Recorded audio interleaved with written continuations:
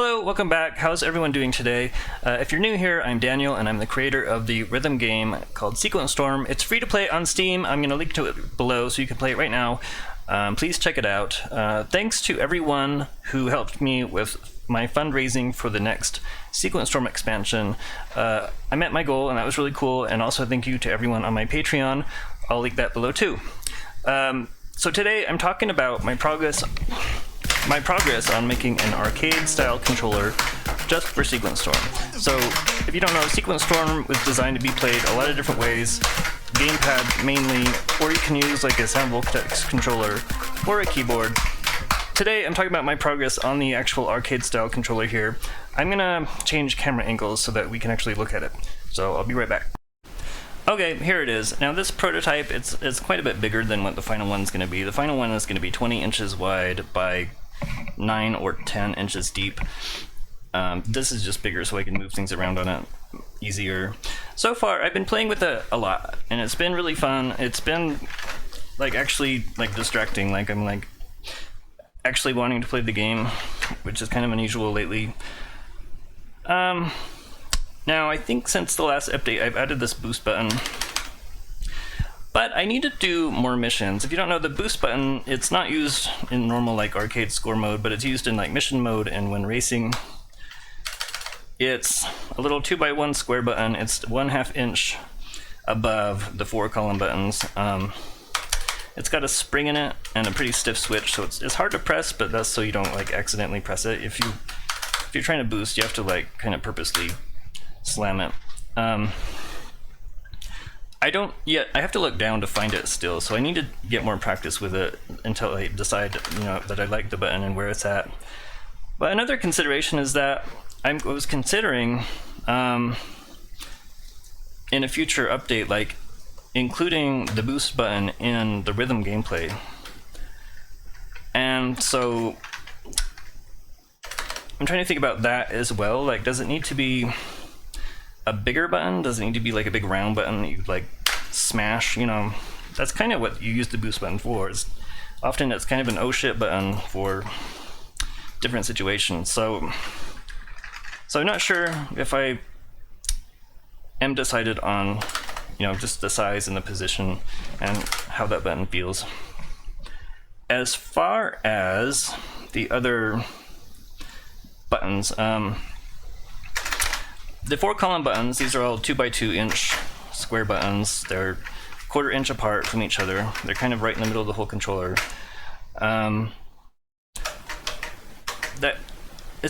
I've tried different switches. It really doesn't seem to matter how light the switch is. The springs in here are still too stiff. I'm used to them at this point and the amount of pressure I have to use. And so my timing is, getting good with them. But I think they need much lighter springs, so I know where I can get some different kinds of springs, so I'm gonna order some different ones and see, what winds up working. And the 2 jump buttons down here that you hit with your thumbs, right now these don't have springs, and I thought that would work. It kind of doesn't, because the more that these get worn in, I think these are, I'm not sure if they're 75 or 100 gram switches in there, but the more I play, the more squishy it starts to feel. And so I'm not sure I can get away with just having no springs in there at all, unless it has a much stiffer switch, I don't know, 200 grams or something. I think I'm just gonna have to get some different springs and see what actually works the best.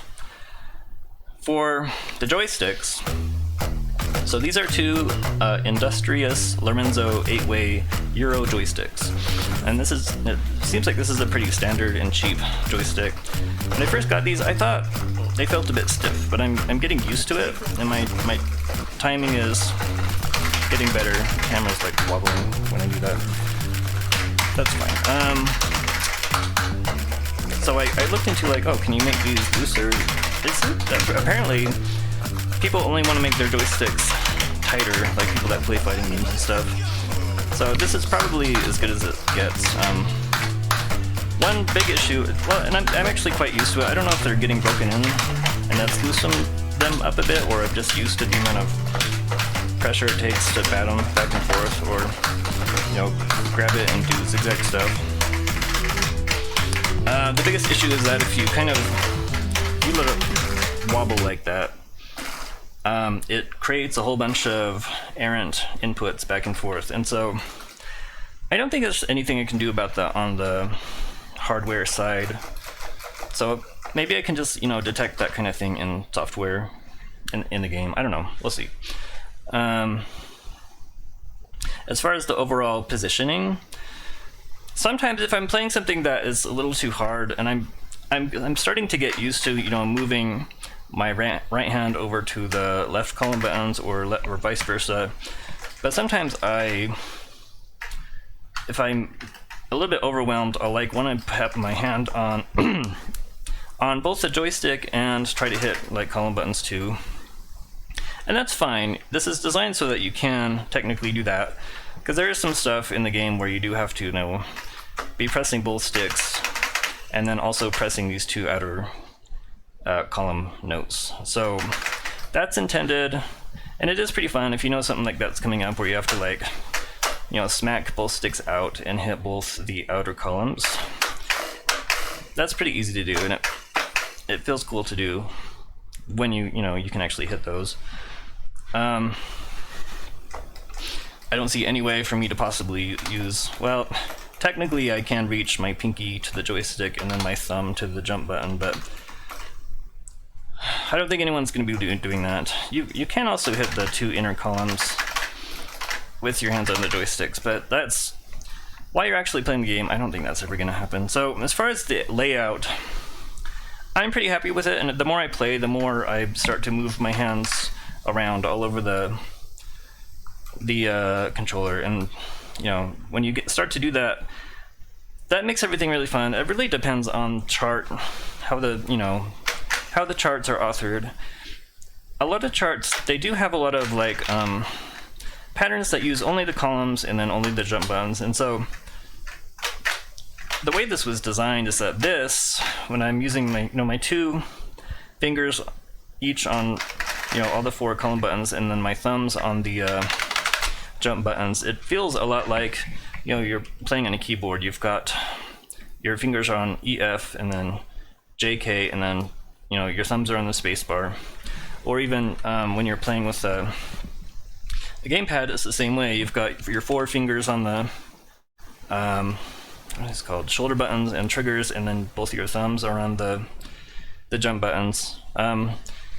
So this is really similar to that, but when a chart is authored so your hands are just still, not moving, that's not very fun. So I guess that's a problem that has to be solved with how the charts are authored. Right now, because the game is played in so many different ways by different people who all play differently, sometimes there's something that just isn't that fun to play on this, and that's fine. Let's see. Yeah, my timing is getting a lot better.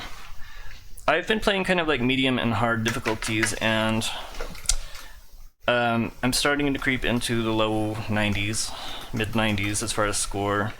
So I'm starting to get better. I'm starting to understand the timing of the buttons, even though the column buttons are still a little bit stiff, and waggling the sticks, they activate really. You don't have to move them at all to where they activate. You just, a tiny nudge triggers the switch, and so there's a little bit of learning curve when it comes to timing on that. Let's see. So right now, this thing it acts like there's an Arduino in here, and it's programmed to act like an Xbox 360 controller. And that works really good. The whole thing is mapped out. The joysticks trigger the two thumbstick inputs. The column buttons are mapped to left trigger, left shoulder button, right trigger. These two are mapped to A and the down on the D-pad. This is mapped to the B button, the boost button. That works okay, but issues with that is that when the Arduino is acting like a 360 controller, it can't be programmed easily. You have to go into the Arduino compiler or whatever it is, IDE, and then you have to push a build to it, but you have to reset. You have to like physically push the reset button on the Arduino. And so that makes remapping difficult. So is it going to stay like that? Well, the biggest benefit of using the 360 controller method is that there's basically zero lag. Like, I set my input lag setting to 0, and that's exactly where it should be. Like, there's no lag at all, but if I wanted it to be configurable, like I could change it to be so that these are all like keyboard buttons instead, you know, and then it would be much easier to remap, but then you'd have like the lag issue of keyboard inputs that I don't really want to deal with. Also, I would like the game to actually detect that you're using this controller. And I don't know exactly how I'm going to do it. I'm sure that I'll figure something out. It would be cool if maybe, well, right now the leaderboards, they only say keyboard or gamepad, and if I play with this, it calls it a gamepad, but I'd like to have an arcade-style controller marker on the leaderboards. And I kind of want...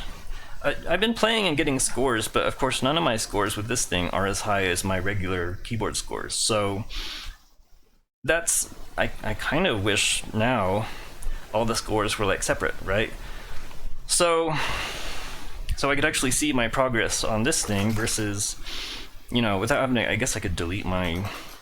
or rename my scores file, but I don't really want to do that.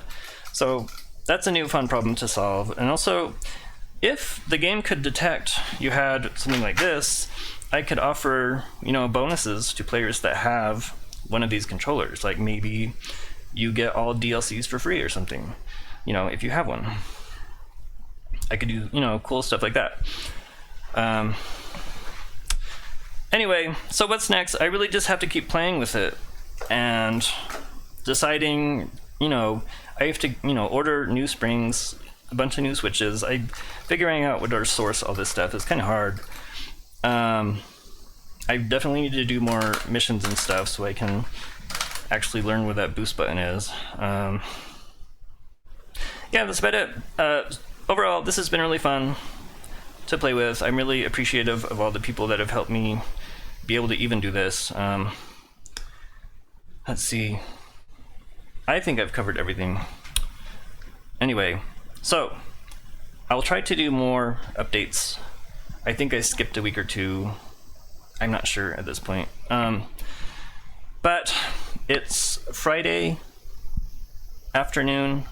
It's like high 60s outside, which is pretty darn nice. So I have to go. I can't be inside anymore. So I'll see you later. Goodbye.